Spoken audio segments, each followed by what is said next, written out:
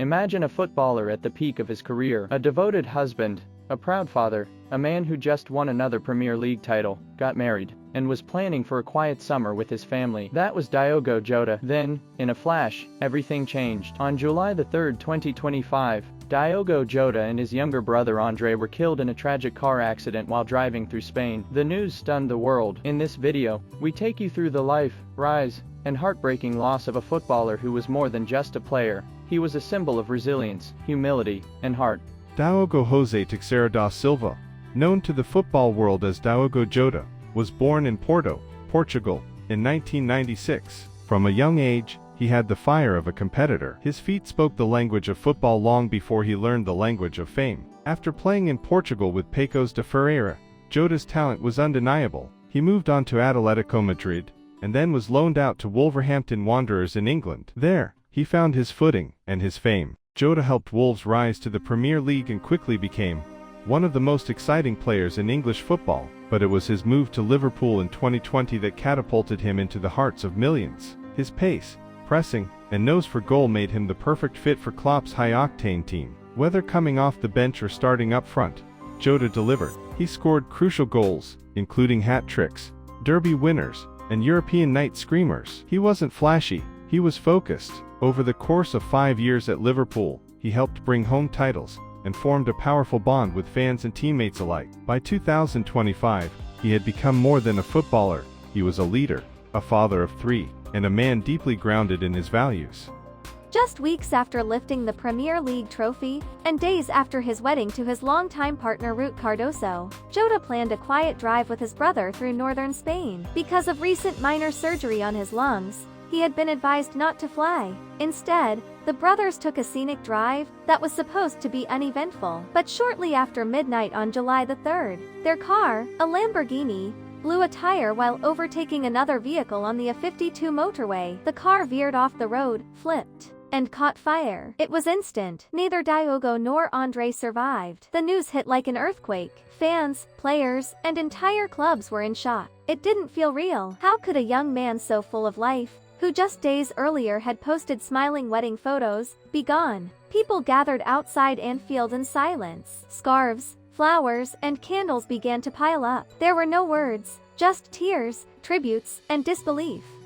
As the sun rose that morning, tributes poured in from all corners of the globe. Clubs across Europe, including Manchester City, Barcelona, and Real Madrid, held moments of silence before matches and training sessions. In the United States, where the Club World Cup was underway, players wore black armbands in his honor. Diogo Jota wasn't just a Liverpool player, he was admired internationally. From stadiums in South America to grassroots football in Asia, his death was felt deeply. His teammates were devastated. Trent Alexander-Arnold, Virgil van Dijk, Mohamed Salah, all posted emotional messages about their friend. Portugal's national team captain was granted time away to mourn. Even tennis stars at Wimbledon requested to wear black ribbons during their matches, breaking a 100-year-old tradition. That's how deep Diogo's impact ran. He wasn't just a footballer, he was a role model for hard work, quiet confidence, and kindness. Tributes came not only from football legends like Ronaldo and Messi, but also from fans who had never met him,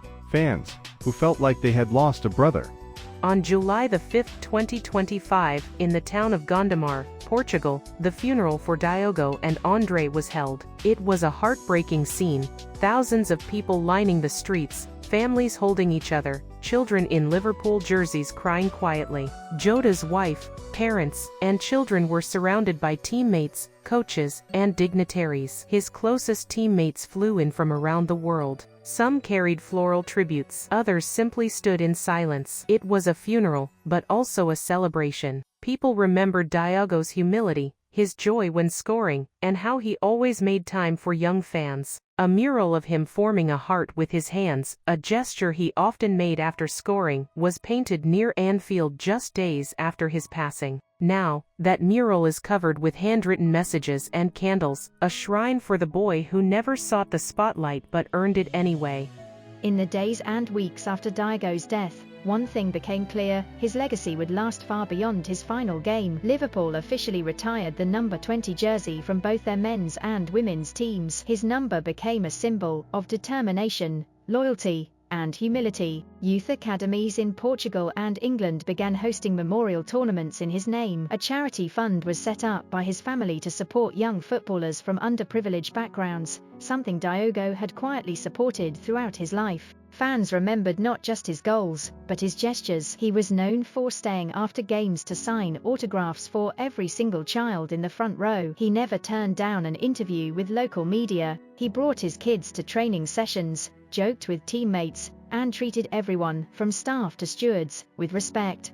There are many lessons in Diogo Jota's story. The first is the fragility of life. One day you are on top of the world, and the next, everything can change. The second is that success doesn't always shout. Diogo never sought fame. He let his game speak, and people loved him for it. In a world full of loud voices, his quiet strength stood out. His story also reminded the football world of what truly matters. Not the number of trophies or goals, but how you treat people, how you love your family, how you show up for those who matter. In his passing, Jota gave the world a moment to pause, to reflect, and to remember what's important: kindness, humility, heart.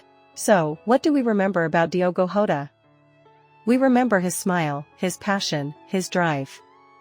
We remember the goals, yes, but more importantly, we remember the love he gave and the love he received. He was just 28, with so much more to give. But in his short time, he made a difference. This is not just the story of a footballer. It's the story of a son, a brother, a husband, a friend. It's the story of how one person, living humbly and fully, can leave behind a legacy that touches millions. Diogo Jota will never be forgotten, not by the game, not by the fans, and not by the hearts he left behind.